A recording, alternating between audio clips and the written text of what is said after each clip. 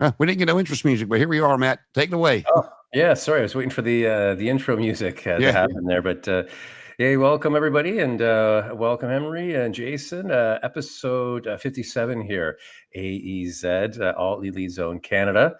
We do it every Tuesday night here on YouTube. So thanks for joining in. Anyone who's listening, watching live, and also on repeat, thanks very much. We always appreciate your support, and please like and subscribe if you haven't, because we always appreciate that. Well, gentlemen, coming off, it's just nice to connect again. And, we're coming off a pretty big weekend in terms of, at least from a WWE perspective, as we had the annual Survivor Series that actually broadcasted live from Vancouver this year. So, which was pretty good. A nice 17,000 person crowd for it. So, again, it's one of my... It was traditionally one of my favorites. I haven't been as excited about Survivor Series in the last decade. I like the old school, how it started, the original 80s format. So I thought that was really exciting back then. So, but Jason, how are you doing, sir? I'm doing well. Teams of 5 strive to survive. It's like I go back and forth with that, and the original War Games that had the top on the cage and everything else back in the 80s, and start showing my age and sounding like the old man that don't like the new stuff. But no, I'm right there with you. There's some good stuff going on. There was it had its decent moments. It was up and down, kind of like a lot of the stuff I watch nowadays from just about every company. But I'm doing well, girl. Glad to be here with you again. All right, good stuff. And Henry, how are you doing, sir? Good, and you? Oh, good. You having a good week so far? Not bad. Did you get much snow where you are yet? No, we got maybe about a centimeter. Oh, that's not too bad. Did you get a chance? Did you watch Survivor Series at all this weekend? Oh yeah, watched it with my son. Nice. Well, you know what? I know, Jason, you kind of mentioned it there. How did you feel? Did you like it overall? Did you find it was a good show? Did you find it was entertaining? Especially as being one of the top 4, annual pay-per-views or premium live events, I guess, as they're called now for WWE. The couple of moments that I took from it that I really enjoyed. I don't know if they're going to start and stop with him like they have so many times before. I was glad Shinsuke is getting a new presentation, and not being made to look like he's been made to look for the past 10 years. I was glad to see Shinsuke get the title, and we'll see what he can do with it. With Punk being owed a favor by Paul Heyman for stepping in, there's going to be more stories to be told there. And, I've been saying it for the last, ever since since Solo started his own faction. There's so many of the family out there. If they do this right, this is a story that could keep giving for years. Just kind of keep it going. Jacob, Turner, and Solo. Then you got more of them coming in. So, if they do it right, there's a lot of stories still have to be told out there. And, the women put on a good show. The Intercontinental title, that was hard hitting like I thought it was going to be. It definitely wasn't a bad show all in all. Yeah, you know what? I kind of feel like, and I don't know if you guys feel the same way, where like I don't keep up with WWE anymore on a weekly basis like I did, like religiously, like I do with like AEW. But I almost feel that I can almost not watch Raw or SmackDown for weeks, and then I can just almost jump right into a pay-per-view, and I seem to be fine. I don't feel like I've missed that much, especially they do a bit of the recap storyline, right? They would do with the vignette, and they kind of build it up for the casual viewer who just kind of tunes in. But I don't really feel I miss as much, where again, if I don't watch AEW for a few weeks, I feel like I missed out on some good matches. I don't know. What do you guys feel? Do you feel if are you able to just kind of hop on to a WWE pay-per-view and you kind of, you don't feel you've lost too much? Well, I'll tell you, one of the things WWE has done well, and they've progressively gotten better at, are what you were talking about, those vignettes and the storylines that they show before each match to, for that casual fan. So it allows you, if you hadn't watched it in a couple of weeks, you can catch back up just on those videos alone, or their, their YouTube presentation, where, Tony Khan has said several times he books week to week. And, so yeah, you can miss AEW for a couple of weeks and then tune back in and go, well, what the hell's happening now? But no, I think that's a credit to WWE, where you can not tune in for a couple of weeks, and their production team has that 30 to 45 second video to catch up the recap, and so no, I've kind of started watching it a little bit more now. Just for I'm interested to see what's going to happen when they go to Netflix. So I'm seeing where that's leading up to. So because I'll be very interested to see what happens on January, January 6th, I think it is, that they start on Netflix. I've heard the rumors they're going back to TV 14. I don't know if they will or not, but like I said, I think it'll be very interesting. So. Yeah, no, I agree. It's going to be interesting. Well, they could go. I mean, the thing is, they do have that flexibility now. They'll go into the rated A for mature or A whatever they rating for a 14 plus, like the Attitude Era. So it's going to be interesting, right? Because they're not going to be bound to the same, I guess, requirements of the CRTC and from the regulation standpoint. So maybe that's going to open it up. So it'll be interesting. Yeah. With Netflix, they can.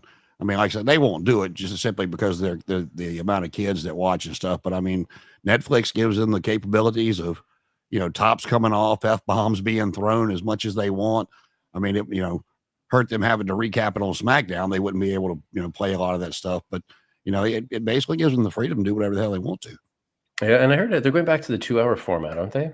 No, once they're 2 hours now, because whatever deal they made with USA to stay on there through the end of the year. But once January hits, the SmackDown will actually be going to 3 hours as well in January. Now, is that going to be commercial free? Probably not. It might be commercial free for the premium Netflix subscribers, which I'm cheap. I got the, $7.99, $8.99 version, whatever it is. But Deshaun over here is talking about Punk and Rollins.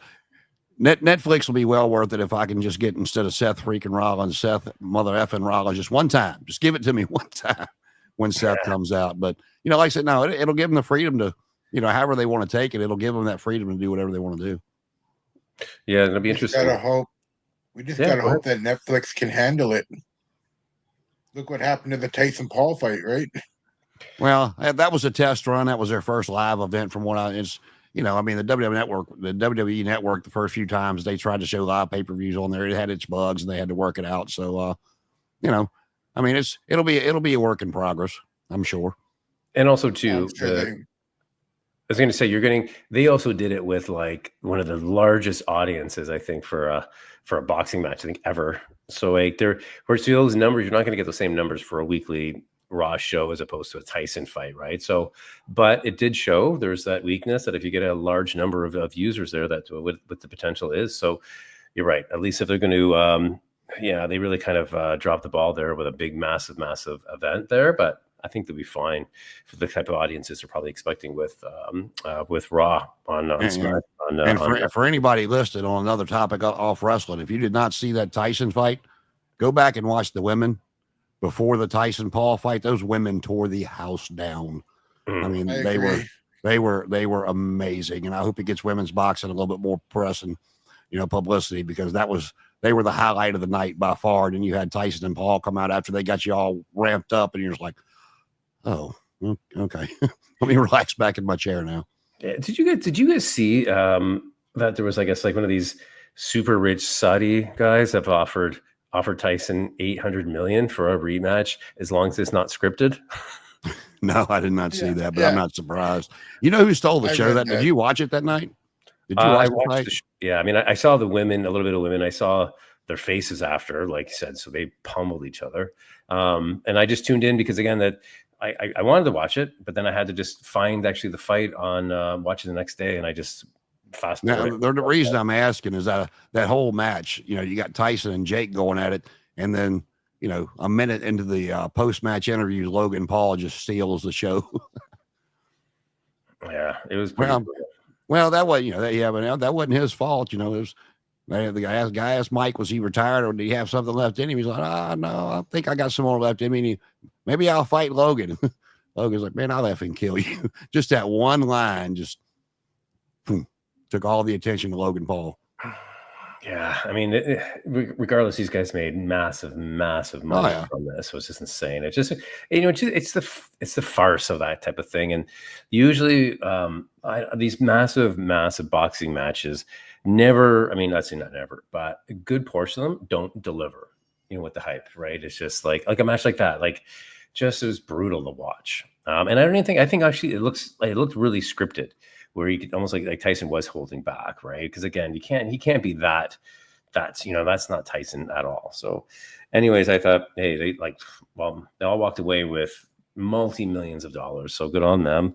But it would be nice to see a rematch if that's actually the case, non-scripted, and actually see a bit of the real Tyson. Granted, I know he's old. I know he's older, so it's not the original Tyson, but still, I think he's a lot better than what he showed there. I think, anyways. So does anybody know what's going on at WrestleMania in like 2 years when it was supposed to be like held in Toronto? Did they replace it with like Elimination Chamber? I'm not sure. The only thing I've heard from since they did whatever was Pat McAfee announcing they had signed like 3 of their shows to come to Indianapolis. After I don't think it's been announced past Vegas this year. I'm pretty sure they said something about it. Yeah, I forget which city, but yeah, I didn't they think might have replaced it with Elimination Chamber. Well, I didn't even think that Toronto was on the list, the recent list for it. I just heard about the Elimination Chamber. I mean, I'd love to see it back in Toronto because it's been since WrestleMania 18 that has been here. So it would be nice to see. For some reason, I'm thinking the next year, isn't it going to be going into the Vegas Stadium? No, that's this year. Yeah, that's this year. Oh, this year? Yeah, this year. 2025. Okay, gotcha. But you know what? If you want to, I just want to circle back. Go back to Survivor Series. There, I like the. I mean, Braun Breaker. Obviously retained his title. I thought that was a pretty good match. I'm just going to kind of like. I don't really have much. I mean, Sheamus is good, but I'm just kind of over Sheamus. Braun. I know he's a good wrestler. For some reason, I just can't get into him. For some reason. And Ludwig. I'm glad to see him back in. Same as LA Knight. I had glimpses of. I can't stand his theme music. I think it's the cheesiest theme music ever. But I agree with you. It's nice to see Shinsuke with some updated music, updated look. I think I really like what they did there. That to me looked a little AEW. I like that type of entrance. So I'm glad they kind of emphasized the Japanese side of things and gave him a little bit. You're right. It was time. I'm so tired. I was getting really tired of his shtick. So it's nice to kind of see it a little bit different format. Again, Gunther pulls it out, which is great. I'm not a big Damian Priest fan. Like I said, I know you mentioned about the women's War Games match. It was entertaining. I mean, I liked the best part was Rhea Ripley's mask. Her mask, yeah, that was pretty sweet. Yeah, I'm glad. And I liked, which was nice to see. I love her the makeup there. She had the red scar kind of put in there, which is the same as what her husband Buddy Matthews had at one of the events as well, when he had the dark cross and he had the red scar going down. So I like that. I was actually curious. She had B+B on the mask. So I was like, is that Buddy plus? What's like Rita's real name? Do you know what her real name is? No, but I'll tell you, it won't take but a second here. Let's see. I was just curious to see. I had to believe. I mean, I'd love to see her in AEW and part of the House of Black. I know that's probably never going to happen, but I think it would be pretty cool. Well, it's Demi Bennett, so she does have a B in her name. I don't know if that Buddy and Bennett, like a B and B. I don't know if that's. So I don't know, and yeah, you know what, the men's War Game match, the main event, I thought it was pretty good. Again, we had some pretty crazy moves. We had like we mentioned, we kind of mentioned earlier with Bronson Reed jumping off the top of the cage, breaking both of his ankles. My God, that was pretty crazy. Now I don't know if do you guys notice. When Paul Heyman came out, I think it was either for this one or it was from the SmackDown or the Raw before, where he came out wearing the red T-shirt, and then that was SmackDown, yeah. When he came back to SmackDown, yeah. So, which is weird. I watched the thing and it pointed out because that's the same outfit that Solo had on, yeah. Solo had on, and then Solo he had the turtle, the black turtleneck with the chain out, which is the same outfit The Rock had, right, for that famous old picture that he had with his fanny pack. So people are making it interesting to see, because again, Paul Heyman always has like that suit and tie on. So for him to wear something like that, that's very specific. So, but Henry, what did you think of the main event, the War Games match there? I enjoyed it, but I was like, at one point, I was watching Roman Reigns stare out, like waiting for The Rock or somebody to come out. If you notice that when he's in the cage, he was just staring into the abyss and nothing happened. I was like, what the hell's going on here? Is that what he was in the cage with Punk when they're Yeah, kind when of they're like in the both in cage, there? at the end there, and he was like staring down the aisle. He was just staring, and my son's like, "What's he staring at?" I said, "I have no idea." Well, I guess if he was staring the opposite way, right, then that would make a little more sense if someone was going to be coming out, right? So Yeah, he was staring down where oh, the was he? entrance was. Yeah, Oh, oh, I didn't say. Yeah, I must have missed that, because all I see him was just kind of like leaning and watching it ahead of time. So so yeah, no, I didn't I say. think I I didn't see think it that. was when everybody was coming out of the cage and like hugging Heyman there, and Roman just beelined right to the friggin' entrance and just like sat there and stared. Well, Yeah. I'll tell you what I liked about the whole thing, and including last night, was the long-term storytelling that they've done. Because if you remember when Punk first got back, they showed Heyman and Reigns talking, and Heyman looking at Reigns going, "Leave him alone as a favor to me. Mm-hmm. That's my friend. Leave him alone."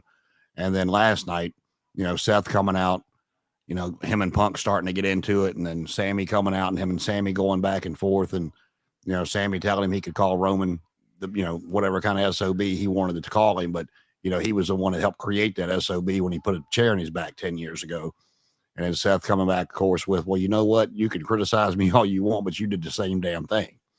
And they kind of went back and forth, and Jay got attacked in the back, and Sammy blamed Seth for it. And then, at the end of the night, Seth and Sammy had the main event, and they kind of had words, and then, he wound up rolling Sammy up. And afterwards, Drew McIntyre come out and made his return to attack Sammy to go back with the whole CM Punk feud. And I can see where that's going. About y'all teamed with CM Punk and left me out in the cold. I see where all that's going. So, but I mean, it's just a long term storytelling to see what they go back and grab to bring to today's product. Yeah, it's interesting. I'm interested to see where they're going to go with this. I thought it was actually a great addition to have Bronson Reed in there, because he looks, does he have Samoan background? He's Austrian. He's Austrian? Or Australia, excuse me, Australian. Yeah, no, I just thought I wonder if his background.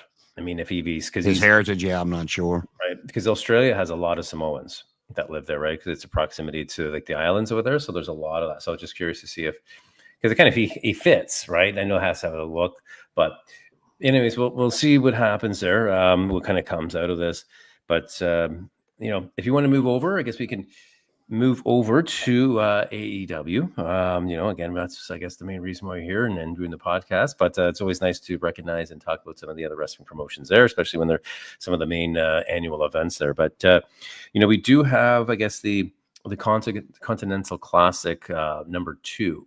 That's started now. That started last week. Whether there's the 2 brackets, I guess the blue team and the gold team, or the bracket, the gold bracket, or the blue black bracket, I guess if they call it there.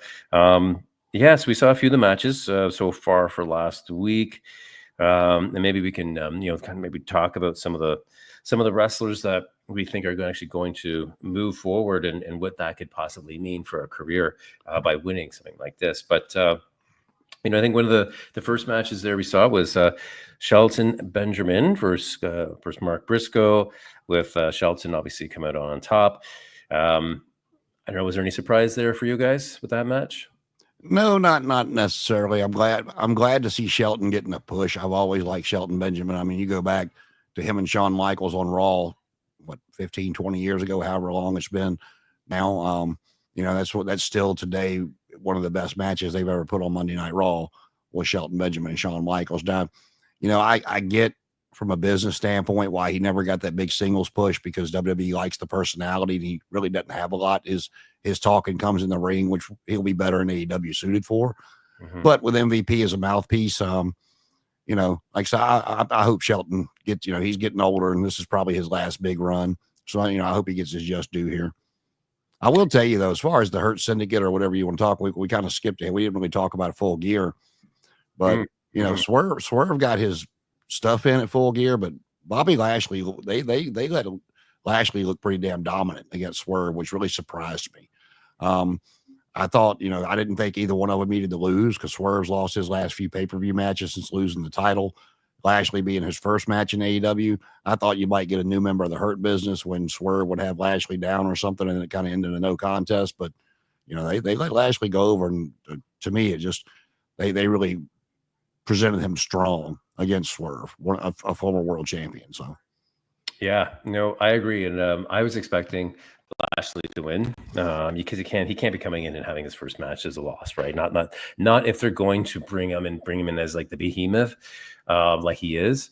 So I know I'm looking forward to it. I was actually really disappointed when they broke up the Hurt Business in WWE. I thought they had so much more to give, and I think all of them to the team makes so much sense. And I could understand, you know, I wasn't a big Bobby Lashley fan. Especially when he was a babyface, I could care less. I thought he was a perfect fit. I think, and then MVP being the perfect mouthpiece, like kind of just said, right, to help the guys like a Shelton Benjamin. So I love the fact that they've brought these guys over. They understand there's a big part of the fan base that really loves this crew and really felt it didn't get this due justice, right? I think as a group, they could have gone a lot further before they just started jobbing out Shelton Benjamin again, which always frustrated me. So yeah, no, I love it. I love the way that they're pushing Shelton and showing him as like a powerhouse, right? So, I mean, I don't know if you kind of noticed the way, I don't know if it's a new thing, but he's been doing this, like it's the German suplex, but then almost like throwing the guy back. He's done it in a few matches, which is great because that really kind of emphasizes his strength, like that brute raw strength, which is great because again, they're obviously pushing that with Bobby Lashley, but it's nice that they're pushing that with Shelton Benjamin as well. So together, they're both powerhouses, which I really like. It's really interesting. Like I said, I felt they've been teasing with, you know, who's potential. Like Leo Rush had that little backstage interview, or like had that time, right? Then he had his card, and then you don't know if Max Caster, if he's possibly, you know. So I like how they're starting to almost kind of tease guys. You're like, oh, maybe him. Oh, maybe him. But I mean, who do you think? I mean, imagine if they added like a powerhouse Hobbs? When Ricochet brought him out as his mystery partner, I'm like, oh, they missed the boat on that one. He would have been perfect for the Hurt Syndicate. As soon as he come back out and he was Ricochet's mystery partner, I'm like, yep, should have waited and let him join MVP because he needs that mouthpiece as well. What was that? I missed that. You know, yeah, Ricochet brought Powerhouse Hobbs back a couple of weeks ago as his mystery partner. Damn, I can't even remember who they wrestled now.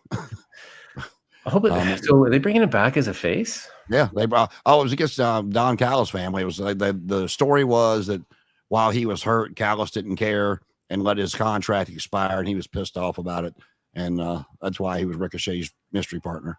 You know what though? But that could also play into the fact because if he's saying, then the Hurt Business comes in and says, "Hey, well, we would have cared. You know what? We care for you, right?" They could play that card.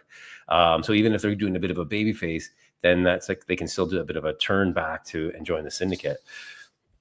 I think what really bothered a lot of people with the Hurt Business in WWE was they were on Raw. The Bloodline's always been on SmackDown, and if you kept that going as the way the Hurt Business was going until they just all of a sudden stopped that push, you could have had them dominating both shows and then come to a head at a War Games or a pay-per-view somewhere, you know, with MVP starting to say something about, you know, you can be the tribal chief all the way over there, but we know who the Almighty is. I mean, however they wanted to get there, if they would have continued to let the Hurt Business dominate on Raw. And I take that back to, you know, the late 90s of WCW. They had Goldberg just running through all the heels one by one, and they pushed Scott Steiner's Big Papa Pump when they finally got him away, and he was just running through all the baby faces. But when they finally let him wrestle, it was just they didn't build it up. They didn't build them towards each other, and it wasn't what it could have been. And I felt the same way with the Hurt Business there. So, like I said, I'm interested to see what they can do in AEW. But and on the flip side, I'm not. It's like, because you got so many people going, oh, AEW's got to use WWE rejects. And it's like, they offered Bobby Lashley a contract, man. He just decided not to take it. He decided not to re-sign. So, like, I mean, there's still professional wrestlers, and there's still guys that were doing well in WWE. The storylines just sucked. So if they come over to another promotion and the guys, like, obviously see the potential, which AEW was like, yeah, man, there's a lot of potential with this group. So what, they're getting slack because they're representing it because the fans, there's a fan group that wanted that. And there's a lot of online hate for it, but that's typical of anything you see nowadays. Everybody's always got something negative to say one way or the other. Like I always say, nobody hates wrestling more than wrestling fans, right? It's brutal.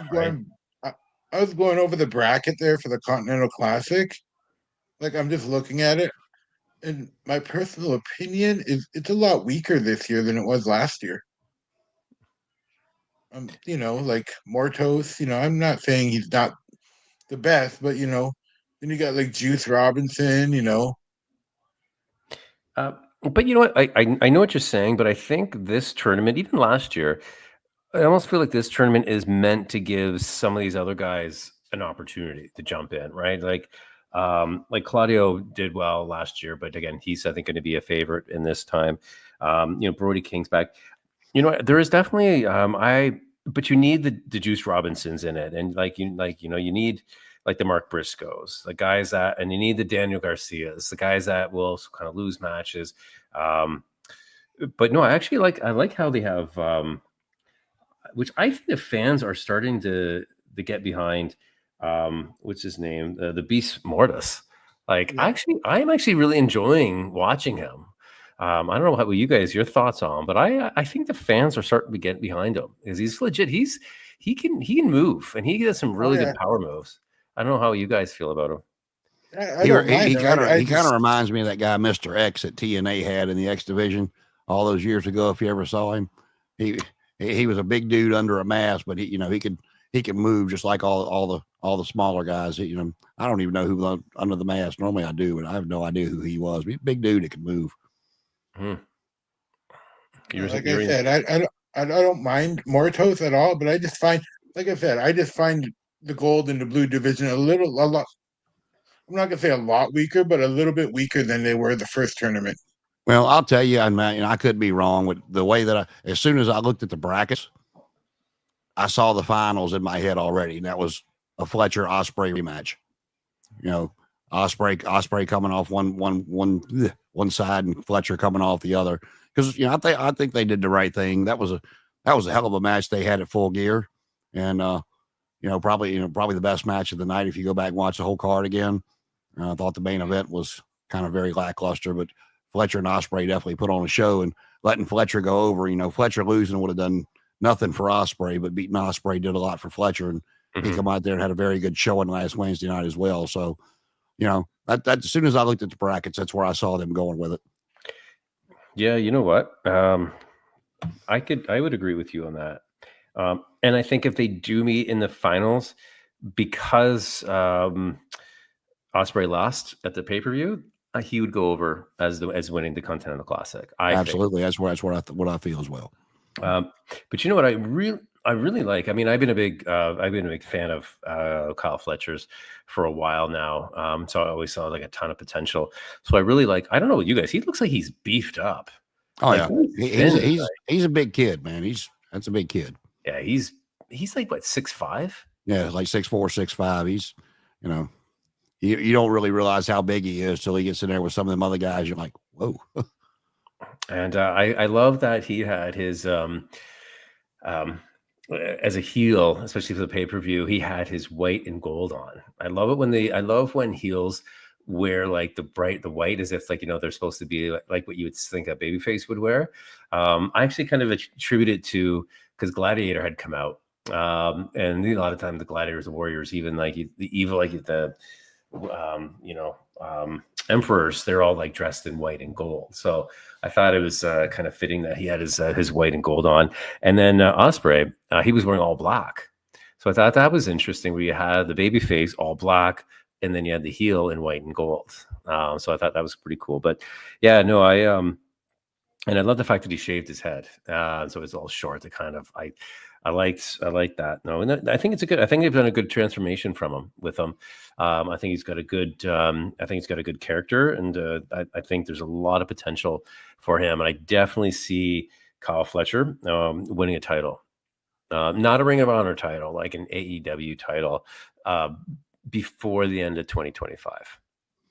Yeah, absolutely. No, he's done really well. I feel bad for Mark Davis. He's kind of getting left out in the cold, and that was kind of because of injury. I liked Aussie Open as a tag team, except when they let MJF beat them 2-on-1. But I'm always for the tag team guys when they break out on their own, and hope the best for them. And Fletcher's making the best of this push he's getting. Yeah, you know what? You're right, because there's always. Because whenever a group or a tag team breaks up, which again we're obviously going to see that with the Acclaimed, there's always everyone always wonders, or who's going to be the Marty Jannetty and who's going to be the Shawn Michaels, right? So, which it'd be interesting to see what actually happens in that respect when it comes to when they break up the Acclaimed. But I mean, we can see what happens. Like, what are they going to do with what's his name? What's his last name? Mark Davis. Like, what do they? I know he's coming out to help Ospreay, but like, does he have much of a character without? No, that's why I was saying he's unless they've got somebody else they can team him up with, and like a new Rockers, Al Snow and Marty Jannetty, a new Aussie Open, or Ospreay brings in a friend that's hopefully it's not a it doesn't fall flat, that it's somebody worth something to come in. I mean, like I said, Aussie Open was a good tag team. He's good in the ring. He just doesn't have a whole lot of personality, and it seems like he's one of those guys that needs that team environment. Yeah, I'm kind of feeling there's a bit of that like Kyle O'Reilly thing going on, right? Like when he was part of when he's part of the team, when he's part of the Red Dragon, and he's at the heel character. He's great. I mean, I'm not sure what they're gonna, so I have that kind of feeling of that. What are they going to do? Is he coming back as a face? Are they going to do a push with him? Is this like a temporary thing? But kind of speaking of Kyle O'Reilly, and when we're talking about with United means the Undisputed Kingdom. It looks like we're going to be the rejuvenation of the MJF. And Adam Cole versus with United. I mean, with the Undisputed Kingdom.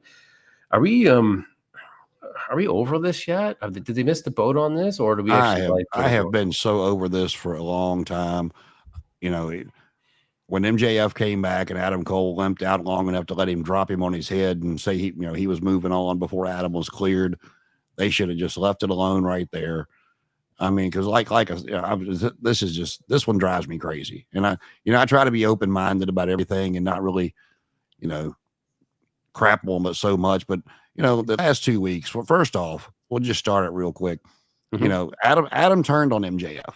But he wants to explain it as MJF was a terrible person. Okay, I'll shake my head, but I'll let it go and see what they can do with it. But then they come out and Kyle O'Reilly comes out one week. MJF's a son of a bitch. He's evil. Stay away from him. You're going to get us all hurt, Adam. Just move on. And then the following week, he comes out and says, you're not going to fight him. Let me fight him. The week before, he's saying how evil and everything Adam, that MJF is. And now he's coming out going, let me fight. It just makes no sense to me whatsoever. It's like, please split all these guys up. Let them go their own way. Let's forget about this and circle back around to them getting back together in a year with a new foe or something. This storyline is driving me nuts because I like all the guys involved. The Undisputed Era was the best thing NXT had going for a long time. Mm-hmm. And that, with Triple H in charge, they would have done well on the main roster. Vince didn't care for them a whole lot because of their size, but, nor here nor there. But, they were amazing in NXT. Adam Cole was amazing in NXT. And it's been one big letdown after another since Adam got to AEW. And I've always been a huge Adam Cole fan. And now every time I hear his music, I'm just like, dear God, what now?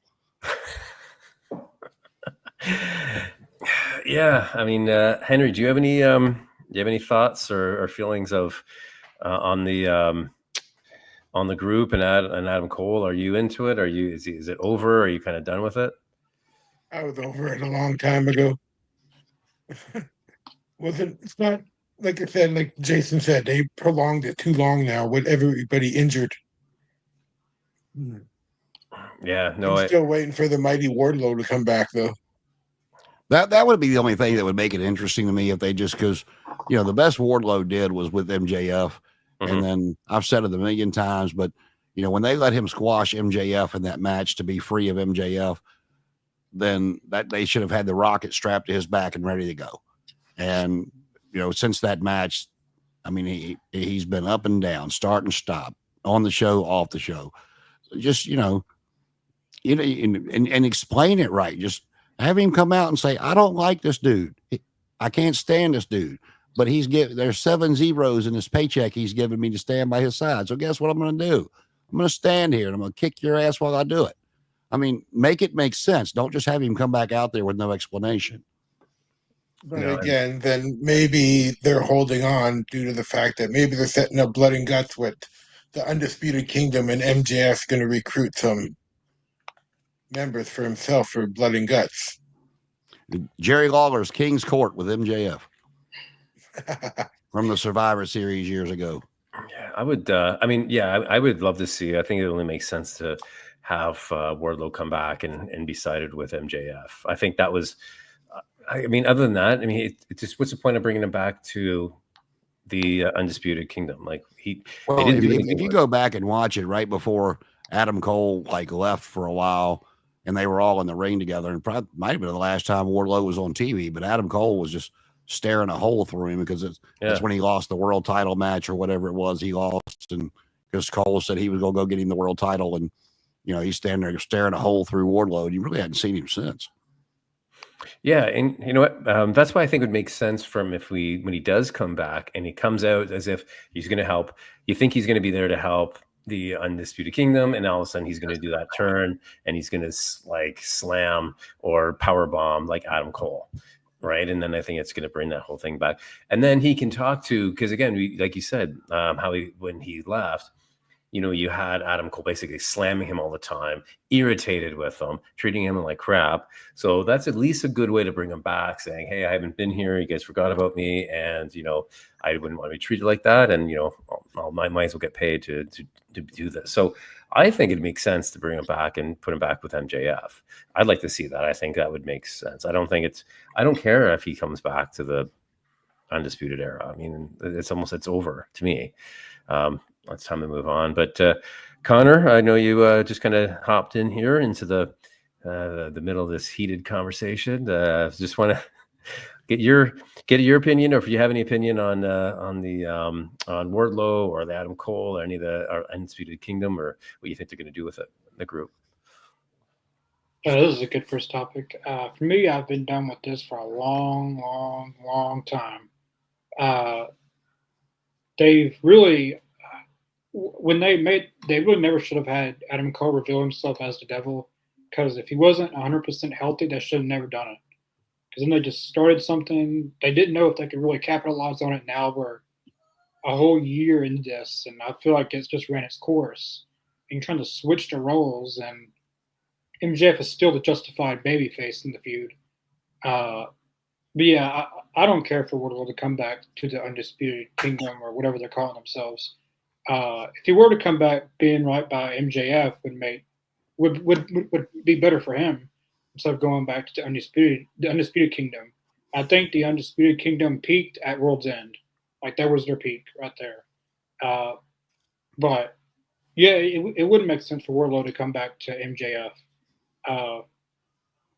I would like to see that. And maybe they do like a Blood and Guts match with MJF's team against the Undisputed Elite, because we've been seeing Kyle O'Reilly with Adam Cole and Roderick Strong. Maybe they get Bobby Fish back for a match. I don't know, or they just incorporate the Kingdom in that. But yeah, I like to see Wardlow if he is coming back. I like to see him a part of just put him with MJF and let that die, because it really went nowhere with Wardlow and the Undisputed Kingdom. So it's probably best to do something else. Well, you bring up the Undisputed Elite, and that takes me back to, ever since Adam Cole made his debut, he got the pop when he came out at the pay-per-view right before Bryan Danielson come out and, poo-pooed on that and became the story of the night. But, look how much they've dropped the ball with Adam Cole, whether it's him with input, whether it's Tony, I don't care who it is. But, they did the whole Undisputed Elite thing, and everybody wanted to see the Elite versus the Undisputed Era. And when they did the turn, when Adam, Kyle, and Bobby Fish turned on the Young Bucks, Adam and Kyle were both not cleared to compete. And Kyle wound up being out for what it was, 18 months, 19 months, whatever Kyle was out for. Why are you going to do that angle when you can't cash it in, when both those guys are hurt and you don't have a timetable for them to come back? Why even do that? Now, if you wanted to do something with it to that nature, you could have had the Young Bucks turn and lay them out and give that a reason to have them out. So when they came back, they had a reason to go after the Bucks. But that was just one more popcorn fart that they turned on. They turned on the Bucks and nothing since.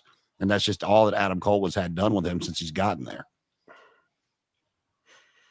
Yeah. I don't know. There's a few groups I've just kind of lost interest in, but I mean, Connor, they wouldn't need, if they're going to do like a blood and guts and do like a war games. Yeah. If Kyle O'Reilly stays with them, that's 5 of them, right? Yeah.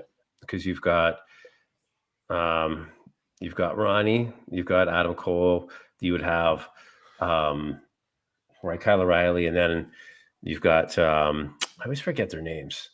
Taven and Bennett. Yeah, Taven and Bennett. So you've got 5 there, right? Yeah. So I don't know, maybe that's what they're gearing up. Is that what's planned so far? Is that so far what's planned for Blood and Guts? I have no idea. It's just fantasy booking, man. Fantasy booking. I'm just putting it out there. Then you would have to find 4 people to stand beside MJF. Wardlow would make sense, but besides him, who else you gonna get to come in with MJF? Maybe, like you said, maybe Bobby Fish to. No, but he did pay Don Callis. You got to remember that. Yeah. So you have the Callis family with MJF for Blood and Guts. Yeah, money talks. So we'd see, but I think what you're gonna get for Blood and Guts is going to be Moxley's group against the returning Elite when the Bucks come back to save the company. That's what I think you're gonna get for Blood and Guts. Yeah, you're probably right. Yeah, but because the Bucks, when they left, they're like, we're working from home, we're not dealing with this shit, and so Moxley keeps saying this is not your company anymore. We're running it, and so I think you're going to see Kenny Omega's getting ready to make his return in Japan. So I think you'll see whether it's Okada or whoever. I think you'll see Page and Omega, the Bucks, and one more with against Moxley's group. In my opinion, that's what you're going to get for Blood and Guts. Really, I don't know. I'm just I'm kind of thinking if they run with the if they can grow and get a few members for the Hurt Syndicate, I think the Hurt Syndicate, May Morrison, 5-5, it is a 5-5, right? If they're going to be doing it, I think that it'd make more sense at this point with the popularity and going into and having like this, who else can stop Moxley and his group? I think the Hurt Syndicate. You're running into a group. These guys are tough dudes too. I think it'd be great to see that. I think that it'd make more sense to have a version of the Hurt Syndicate in this type of match versus waiting for the Bucks to come back. And I feel like we're kind of over. Everyone needs a break from the Elite, right? So, especially the Bucks have gone home for a bit. They're going to chill out. I don't know. I think it's perfect time for the Hurt Syndicate. Now you would have to add 2 more members to that group.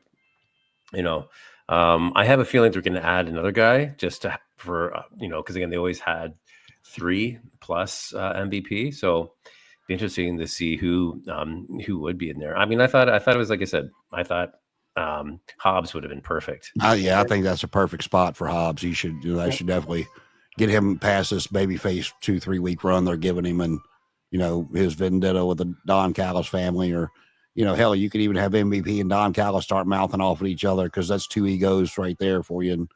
And go from there, and then Hobbs could join him that way. I mean, there's so many different ways you could do it, but yeah, that's a perfect spot for Hobbs.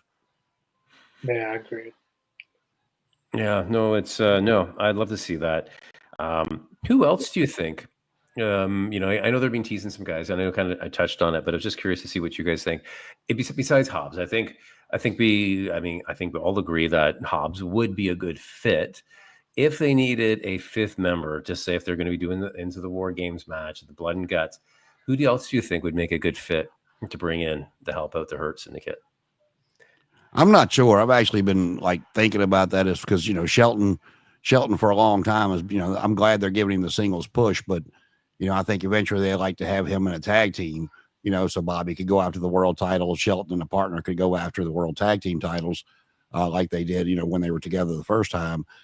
And I've been racking my brain on who would make the perfect, who would really complement Shelton in the ring. It wouldn't, they tease Max Caster, turning them and having MVP's card. I wouldn't like that. Ricochet's not going to be, he's not going to turn no time soon and go with them. I don't think that would be a complimentary tag team. So I just been kind of racking my brain, laying back and watching and trying to see who might be a complimentary tag team partner for Shelton Benjamin for the tag titles and play it out from there. I think maybe Leo Rush and Bobby Lashley had a little thing in WWE. But for a tag team, Hobbs and Shelton would probably be good as a tag team. But for Blood and Guts, if you needed a fifth man, maybe Leo Rush or someone on ROH. You said fifth man, not 4.5. We need a whole one. Yeah, we need so it would be Bobby Lashley, Shelton Benjamin. MVP can wrestle. He wrestled at GCW, so he can wrestle if he wants to. I guess. I mean, that's what the Horsemen used to do back in the day when it was War Games. JJ Dillon was always their fifth man. Yeah, that I could just happen to look online. Mm-hmm. And what about Ricky Starks? Is he still a AEW, or is his contract up? No, he's still there right now, and that would actually be a good way to bring him back. I keep forgetting Keith about Lee. Yeah, well, is he ever coming back? Yeah, I don't know if he's ever coming back. But no, that would be a perfect, because Starks has said several times he won't say anything bad about the company. He just, he says I'm under contract, I'm not hurt. They've got my number if they want me. About all he keeps saying. But no, that would be a perfect way to bring him back in, pissed off that he's been off TV so long, and give him a good outlet there.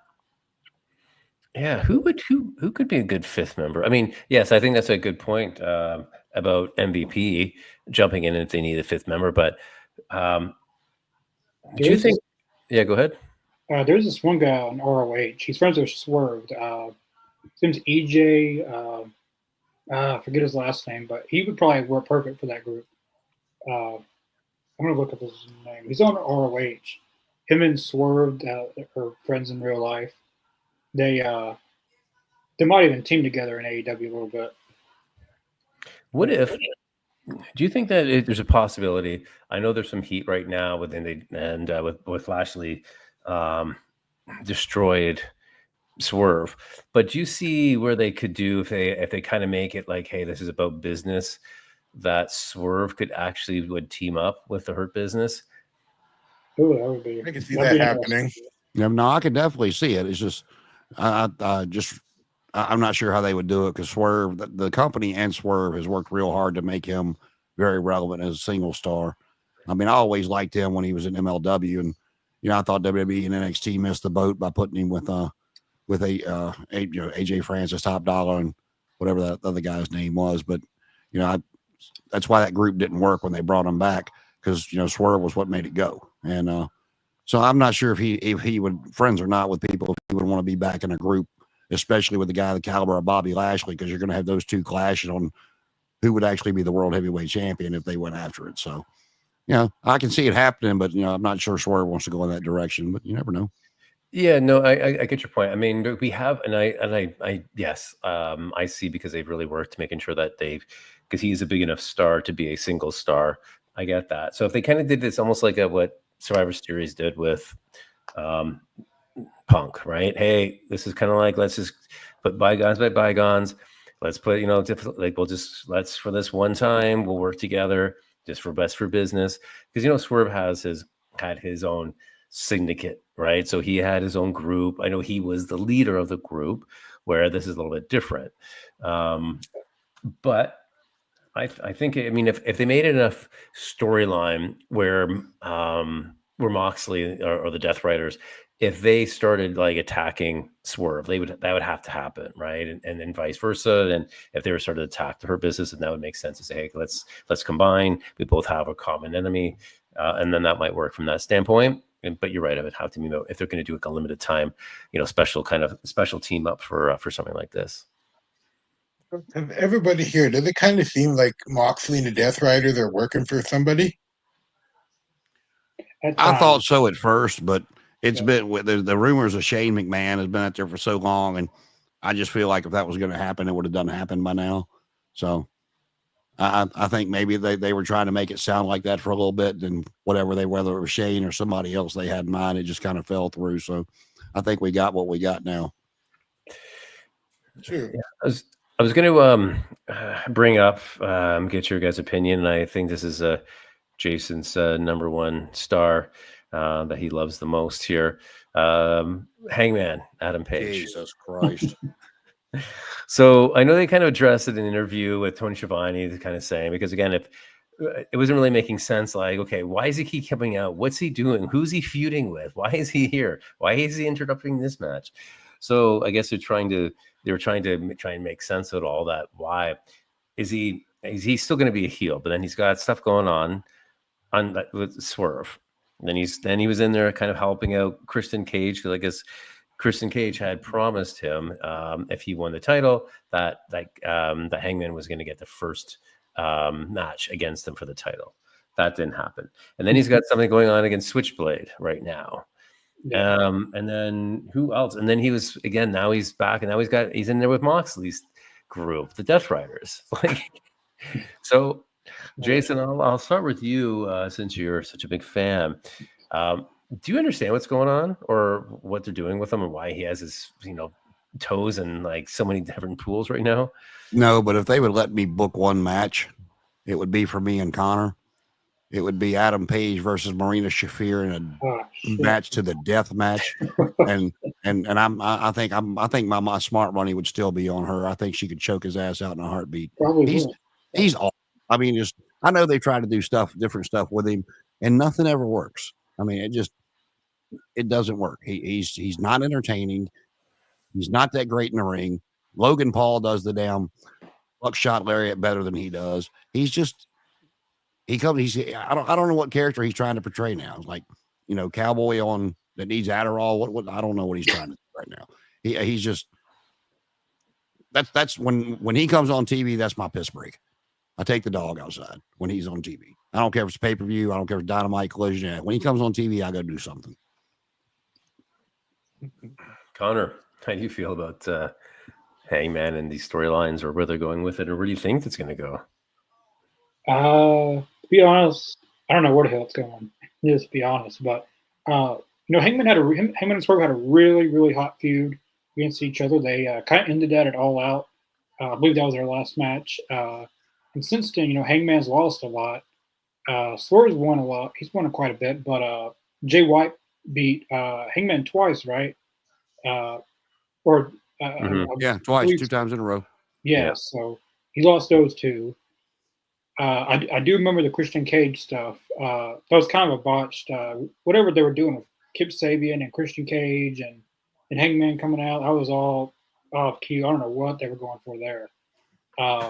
Speaking of Christian, real quick, not to interrupt your train of thought, but has anybody heard of update on Luchasaurus and his health? No, I haven't. I haven't heard of it. Well, last I heard that he was on. The last time that we heard, he was in like a breathing machine or whatever. Yeah, they had to send him home on oxygen because of whatever was wrong with him. And that's the last I heard of it. I don't know if anybody heard an update on him or not. No, I haven't heard an update on him, but he's been out quite a bit now. But with Hangman, I don't know what the end goal is. I thought the end goal would be to put him in the world title picture because he's coming off that really good. Yes, put him in the Ring of Honor world title picture. Yeah, that at this point might be better than what you got doing now. But I don't know. He lost against Jay White twice, and I believe Jay White and Hangman teamed up last week in a tag match. I don't know. Hopefully, they come up with something.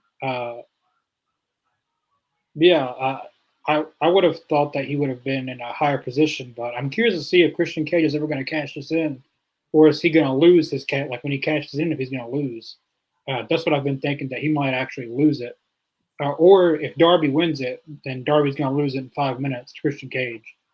That could very well happen, like he did to Edge when he won the TNT title. But I guess we'll see where Hangman goes. Is there a time limit on the contract? Like, you know how there's Money in the Bank, they've got a year to cash it in. I think it's a year as well, but don't quote me. I think that's what I heard. Yeah. And when did that happen? Because I have a feeling that Christian Cage is going to go down to right to the week.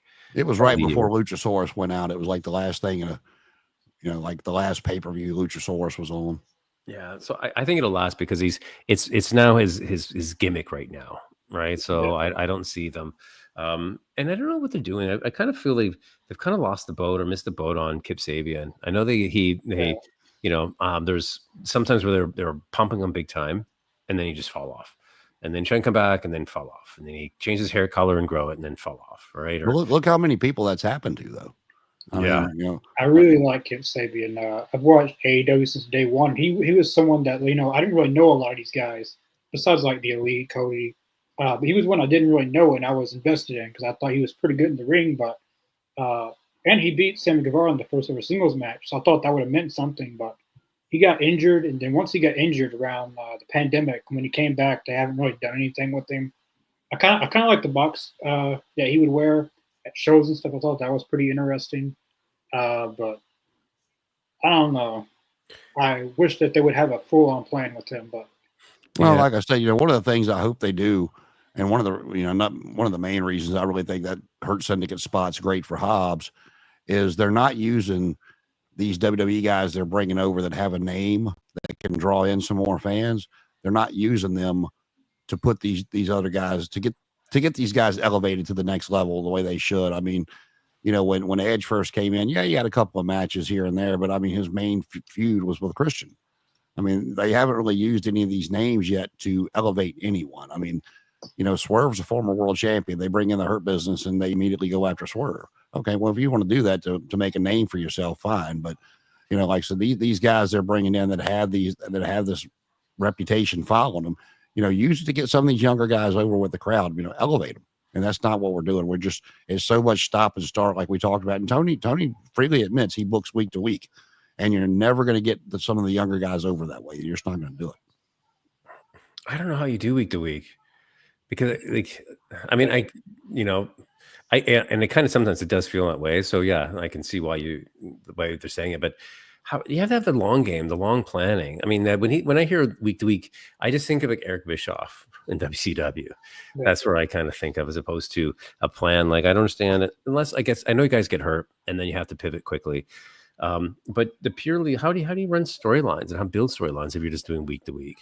I mean, is that why we're complaining about some of these things? Like, guys are on, then they're off, and they're here, then they're there. We think they're getting a push, and then they don't get a push. Like, you know what I mean? So I don't know. Miro's still under contract. He's not hurt. He did ask for his release. They didn't give it to him. Stark's under contract, not hurt. Wardlow under contract, not hurt. You've got all these guys. Edge is cleared, but he's not coming back until after whatever this show he's filming wraps up, which is I think sometime in January.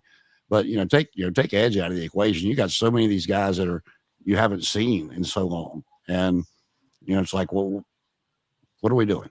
Like I said, that's one thing with WWE that people gripe about the 4, 5, 6 match pay-per-views, but they are so main event top heavy right now. If you stop and look at the roster from head to toe, that there's no way you're going to get them all on there. So make it special for you to be on the pay-per-view and start elevating some of these guys. Use the people that you're paying all this money to bring in with an MVP, Bobby Lashley, Edge, Christian. Use these guys to elevate these younger stars, because these guys you're bringing in are older. They're not going to last that long. So especially with some of the match types AEW likes to do. Use it. Get these next guys ready. I mean, so I think, I mean, yes, to your point, but I think some of these moves they made recently, like, putting the belts on Private Party, right? Those are guys are pretty much, they've been there since day one. Garcia, Daniel Garcia, now he's a TNT champion, right? So I think they are starting to pass the torch a bit to some of these guys that we keep on talking about, like give them a chance. They've been here. Yeah, they're young guys, they're homegrown. So I definitely think we're starting to see that. But I do get your point. It's almost like if they're not lucha, they're not getting, the young guys aren't getting promoted week to week. Throw on the mask and then you'll be on like every week, like hologram. He's old. He's hurt. Yeah, I was gonna say he must be hurt because I haven't seen him, because they were pumping him and pushing him like crazy. These guys can't be wrestling like that. I mean, no wonder there's so many injuries. The way these guys are wrestling, it's pretty crazy. But I don't know. They got to make out. But I guess we'll see how that goes. But it's are you guys on the US side of AEZ? Do you guys have anything going on this week? We will be doing the 3-year anniversary show on WrestleZone Unfiltered this Thursday night. Isn't that right, boss? Yeah. We took a week off for the holiday last week, so oh yeah, we had it planned for last week. We kind of forgot it was Turkey Day, so we'll be back this Thursday with some anniversary stuff going on. Yeah, you know what? I forgot to ask you guys. How was your Thanksgiving? It was good. Thank you for asking. How about yours? Well, I'll ask Connor, because Connor would have celebrated before myself. Yeah, it was pretty good. It was good. It's a lot of food. Oh, I bet. That's amazing. So I'm a little jealous because, again, we had our the Canadian Thanksgiving we had in October. Oh, okay. In my day-to-day job, I deal with mostly Americans. So I really felt last week, I could see just how they take off. It's like, even though Thanksgiving's on Thursday, basically people start checking out Monday afternoon. And like, it's like you try and do sales calls on, a Tuesday or Wednesday. And yeah. See, that's what I do. I'm in industrial services, and we got crews all over the U.S. and trying to reach out to some of these other places to see if they need anything. They were. I don't think I got through, but like maybe 5 phone calls last week that I wasn't getting somebody's voicemail. Oh yeah, totally. So that's crazy. But no, I love it. If I could celebrate American Thanksgiving as well, that'd be perfect. And then we keep you want to fly down this way? We always got a seat open for you, sir. Oh, nice. And where are you exactly again? I'm in Richmond, Virginia. Well, on the outskirts. I'm in the country, but I'm on the outskirts of Richmond, Virginia. Oh, very good. Cool. No, that'd be awesome. I know it's either like Thanksgiving is either turkey or football. Both. It's all of it. Turkey, ham, and football. All day long, baby. All day long. And you know what? Wrestling's got its footprint in there, right? I mean, the WWE has done a good thing about making, kind of associating a Survivor Series with Thanksgiving for the most part. That used to be the holidays used to be huge in wrestling. And like I've said it several times, but 10 years old, I was at Starrcade 83, and that was on Thanksgiving night. So that's when Starrcades first started out. It was on Thanksgiving night. Really, eh? That's awesome. I love it. That's great. But you know what? I think we just come to just over the hour. I think we'll wrap it up for another week, but it's been a pleasure. Always great to talk about anything that's going on in the world of professional wrestling. Again, Jason, Connor, Henry, good to see you. Good to chat again. Hopefully do it all again next week. And thanks for everyone who has tuned in to watch. Any comments, always appreciate it. Please like and subscribe and tell your family and friends. We always appreciate the support.